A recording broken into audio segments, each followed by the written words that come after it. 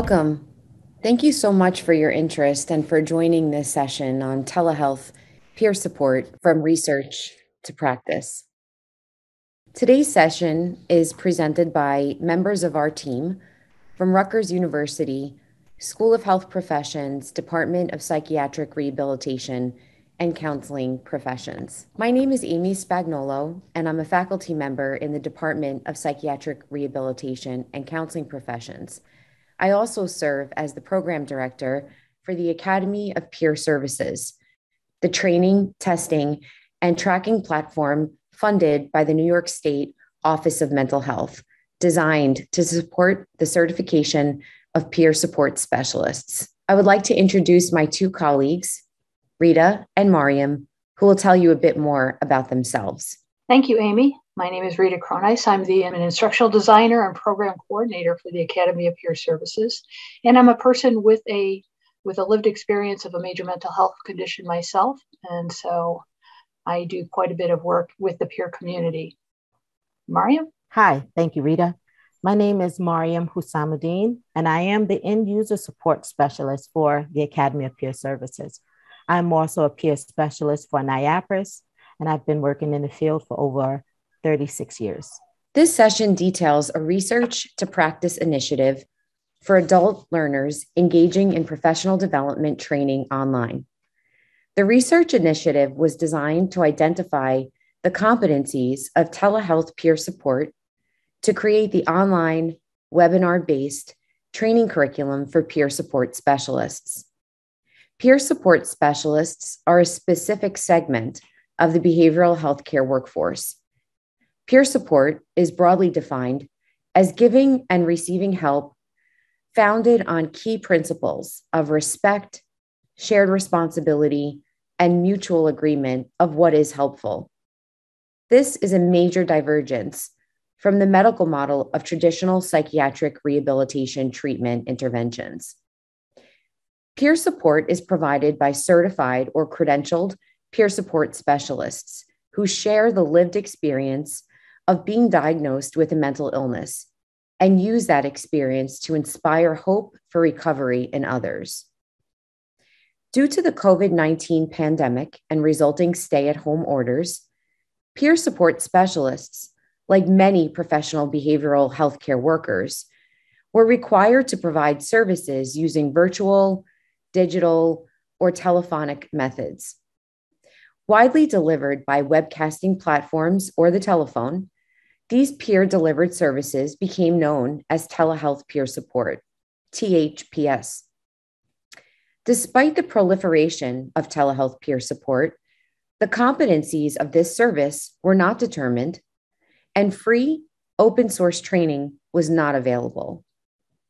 In this session, we will describe the research project to identify competencies and the translation of those findings into the development of a training for this segment of the behavioral healthcare population. We hope that in our time with you today, you will be able to describe how telehealth peer support competencies were identified, identify the core competencies of telehealth peer support confirmed through our study, and explain the strategies and processes we used to develop the telehealth peer support training. I'd like to turn the presentation over now to Rita. So this is the homepage for our Academy of Peer Services, or APS. We offer free, online, on-demand training and testing for learners seeking to become certified peer specialists. Our project is grant funded through the Office of Mental Health in New York State. Our courses are available for initial certification or renewal. We are open for 3 12-week terms each year, with a 1-month break for course updates and maintenance between terms. And enrollment is open to anyone with an interest in peer support services. We have learners throughout the United States. Our courses are developed in Articulate 360 and delivered through our learning management, our Moodle learning management system. We have successfully been running the Academy for over 10 years now, And we have 20,000 course registrations each year, with 2,000 unique learners registered in each term. We currently offer over 90 online courses, which have been developed in collaboration with over 70 subject matter experts. We have over 50 volunteer beta testers who are Academy of Peer Services learners who check the course content and usability before and immediately after we launch courses. And we have a team of 6 mighty women who represent a diversity of ethnicities and ages.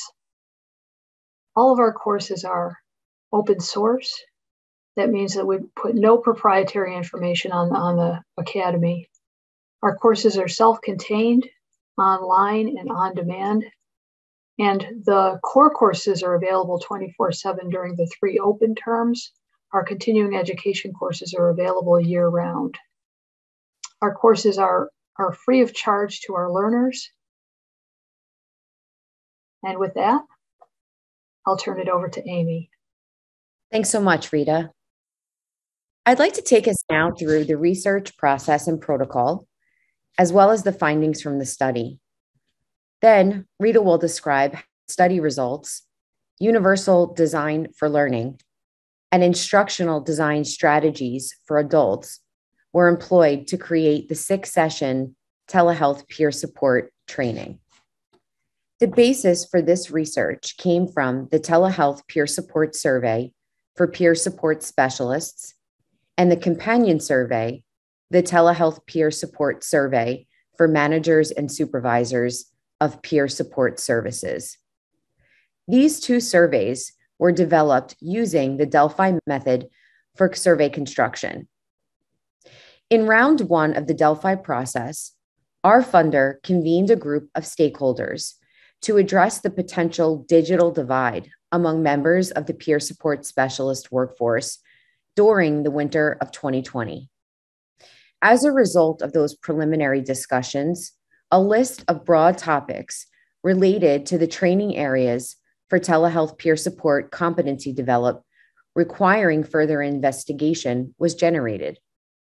Those topics were minimum competencies for providing telehealth peer support, the primary outcomes expected or desired for telehealth peer support engagement, resources to support peer workers in offering telehealth peer support, technology barriers experienced by the peer support specialist workforce, and finally, additional resources needed to better offer telehealth peer support.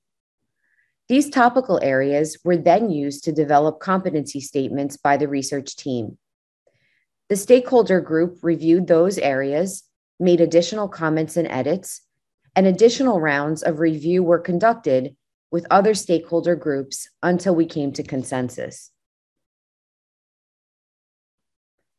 Ultimately, all of this information resulted in the 2 surveys and the areas for survey item construction that you see on this slide. The surveys were comprised of demographic items that assessed access to technology, the core competencies required to deliver telehealth peer support, the most frequent resources that peer support specialists identified as necessary to perform the service, and the basic technology requirements. The competency statements, of which there were 27, were then presented in the survey, and respondents were asked to identify how important, how critical, and how frequently used each of those competency statements were in the delivery of telehealth peer support. Based on the survey responses, we learned 66% were peer support specialists and 34% were the managers and supervisors of peers. The total number of survey responses was 477.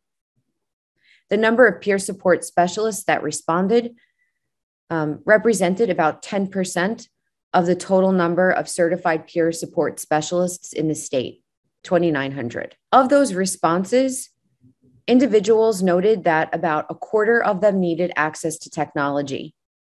75% reported that their agencies had already provided them with the technology necessary in order to provide telehealth peer support. We also learned from the responses that 1/3 of peer support specialists still require training in the delivery of telehealth peer support. What we learned was that the competencies associated with telehealth peer support are very closely aligned to the general competencies required for good peer support, regardless of the method of delivery. We also learned that the highest rated competencies among peer support specialists were similar to those rated by the managers and supervisors. Telehealth peer support competency area 1 was outreach and engagement. The primary competencies that comprise this category are outreaching people who could benefit from peer support, orienting people to peer support, and re-engaging with people who were less connected during COVID. The second competency area determined by the results of this survey was communication techniques. As the slide shows, demonstrating empathy, using active listening and reflective responding skills, asking open-ended questions, summarizing, planning, and scheduling the next meeting, and developing follow-up steps were the competencies that comprised this category. The third area of competencies for telehealth peer support is providing or linking to needed supports and services. This area included several ways in which peer support specialists need to refer people during times of crisis, when the person needs healthcare services, or when they need to reach out to a warm line or hotline. This area also includes connecting people to virtual support groups and facilitating virtual support groups, as well as identifying healthcare providers. The next area of telehealth peer support competencies is documentation and technology. The 5 competencies that comprise this category are completing documentation and submitting it online, supporting the person to engage one-on-one digitally or virtually, using the technology to engage one-on-one, and also accessing the electronic health record.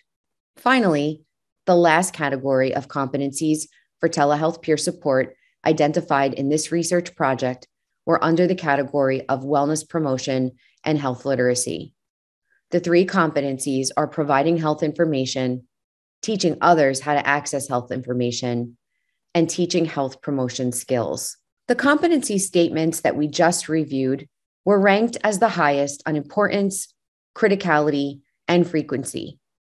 Therefore, they served as the basis for this series training on telehealth peer support. I'd like to turn the presentation over to Rita, who will talk about our process and methods for training and curriculum design. Thank you, Amy. So now I'll talk a little bit about the training that we developed as a result of the study. The development of the 7-session telehealth peer support training series was a deliberate process that attempted to standardize each session based on the results of the study of the competencies of telehealth peer support. At this point in time, the training was in high demand due to the pandemic, and over a quarter of the people who responded to the survey needed better access to technology, and more than a third needed additional training. Organizations needed a way to provide on-demand training for peer support staff on the best ways to deliver peer support through technology. And then beyond just the delivery of peer support through technology, peer support staff themselves needed the ability to teach the people they were supporting, the people who were receiving peer support, on how to get connected and how to use the technology and how to just use some basic computer skills. What we did was we established a learning collaborative. A learning collaborative is a format in which peers or people come together to explore a topic and work together to share what they know and what they can learn from each other. Based on recommendations from our Academy of Peer Services Advisory Council, we recruited 14 experienced peer practitioners from the APS community. These practitioners or subject matter experts also became the training developers and trainers for our program. During the selection process, we paid very careful attention to racial, gender, and age diversity so that there was multicultural representation. And that was to help people from different cultures to feel included, like they were represented within the training. During the development stage, we worked with our subject matter experts to use standardized templates to create training for each of the categories of competencies. And these standardized templates covered session agendas, trainer notes, the PowerPoint slides, and also all of the formatting needed to be identical across all sessions. And we'll get into that in just a minute. The learning collaborative sessions themselves were sold out, and the sessions ended up having an average of 40 attendees per session.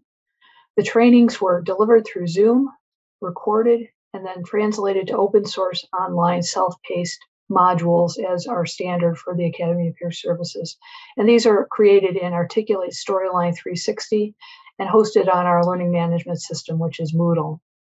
The courses were approved for continuing education credit through the Peer Specialist Certification Board. So when we first engaged our 14 subject matter experts, they were not instructional designers or professional training developers.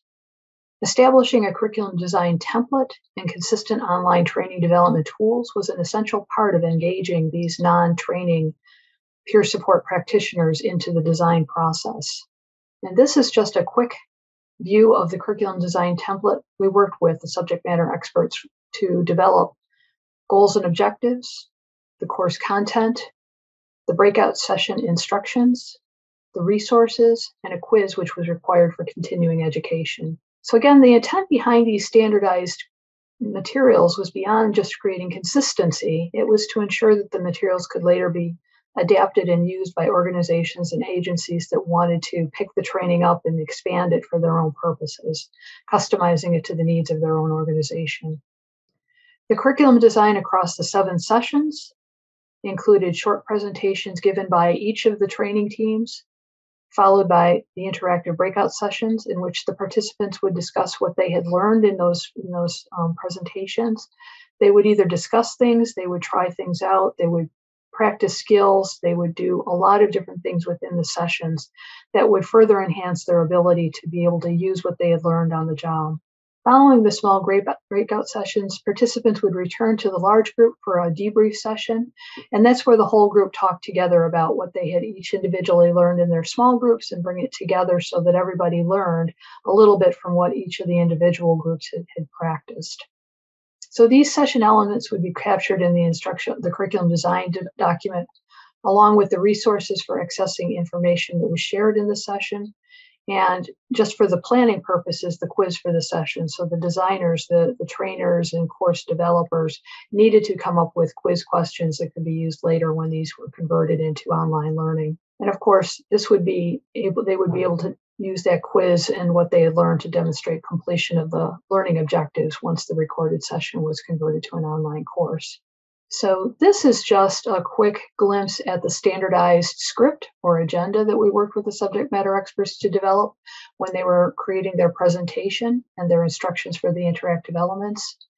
This script became a roadmap for each session, starting with the session objectives and then breaking the presentation down into the presentation content, the breakout session instructions, the large group debrief, and it was broken down by trainer, amount of time, the content delivered, and the slide number so that the co-trainers and small group leaders, as well as the technical support team, could follow along and know where they were at in the delivery of the training at any point in time. Another aspect of this consistent approach was the handouts that we developed for the sessions so that they all looked and felt the same, and the subject matter experts provided the learners with the key points about each of the topics as the takeaway, as well as a place for the learners to capture questions that they might have as a result of attending the session or viewing it online. And then finally, we had a standardized PowerPoint slide template that we worked with the subject matter experts to use for their presentations. We have an instructional designer on staff who's also very good with graphic design, and she came up with this initial friendly robot that could make the technology feel less intimidating. She also worked very closely with the subject matter experts to make sure the content matched the learning objectives, the content for multiple trainers was well integrated, and that the small group activities fit within the recommended timeframes. Aside from creating a consistent approach across the 7 sessions, again, the use of these standardized templates allowed us to create a training package that could be accessed and customized by organizations who employ peer specialists who are delivering their services through telehealth. These organizations might choose to go beyond what we had done in the learning collaborative recordings or the online training pieces that we had created to create their own specialized training to match a particular competency or topic area that they needed to meet their own needs. And mostly because our training is open source, it's free, it's freely available, and it's paid for by the Office of Mental Health.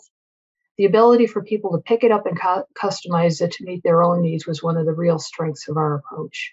I wanted to mention that at the end of each one of our sessions, of our 7 sessions, we had a specific closing that was based on the wisdom of our user support specialist, Mariam, who has been offering telehealth peer support in her role for many, many years. And as an experienced peer bridger, she addresses not only the technical needs of the learners who reach out to her for help, but also the emotional and practical needs.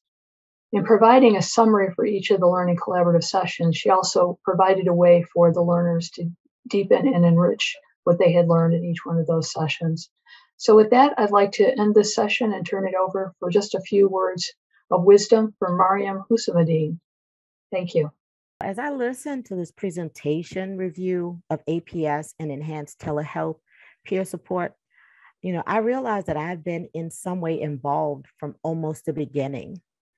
I started taking APS courses to become certified when I started my new job with NIAPRIS in 2013 as a peer bridger. Since that time, so much has changed, and I'd learned to adjust also. As many of my callers, I too had to learn a new way to do my job of helping others. I've been in this field of high-risk populations since 1988. But during this time of new experiences, I had a lot to learn and adjust to. Taking courses online, using my computer for other than basic emails and term papers and searches, I was so intimidated. I felt I was too old to start learning at this time in my life, like many of you. Also, it was the beginning of APS, so not much help for me to get assistance the way and time I needed.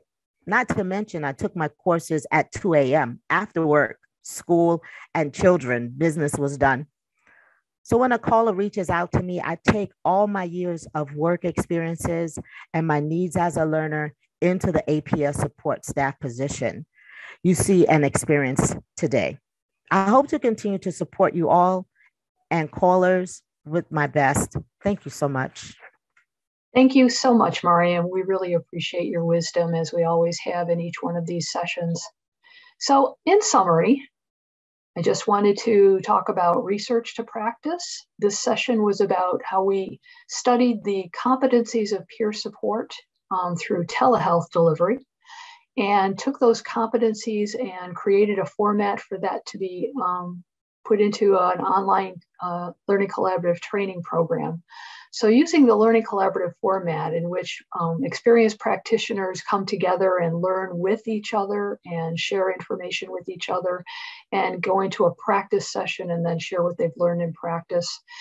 We used that format to create the training for this program using a standardized design approach, which allowed us to create a consistent approach across all of the 7 sessions that we delivered. It was training that was developed and delivered by practitioners.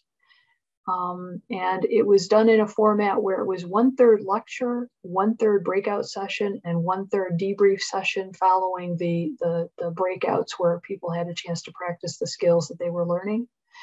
Each of the sessions was recorded in Zoom and converted to online courses that we deliver through our Moodle platform using Articulate 360 as our course development software.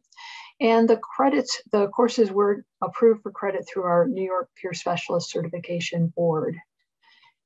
If you want to learn more about the Academy of Peer Services, you can follow these links: Academy of Peer Services, www.academy of Peer Services. We have a virtual learning community that is a companion site where we put some of what we've learned online into practice in the real world. There's an email address for Mariam as our user support specialist, and another link to Computer Basics through Goodwill Community Foundation, which is a companion program that we did as part of the Telehealth Peer Support series. Here is our contact information. Amy is our program director. I'm a coordinator for the virtual learning community and an instructional designer in the Academy of Peer Services. And Mariam is our user support specialist, and we heard from her today. And with that, I'll hand it over to Amy. We would like to thank you and those who contributed to the research, the development of the training, and those who participated. We'd also like to thank our funder and friends at the Office of Mental Health in New York State, our Department of Psychiatric Rehabilitation and Counseling Professions at Rutgers School of Health Professions, and our partner organization, the New York State Association of Psychiatric Rehabilitation Services. Many thanks to all of you for coming. If you'd like more information, please reach out to a member of our team.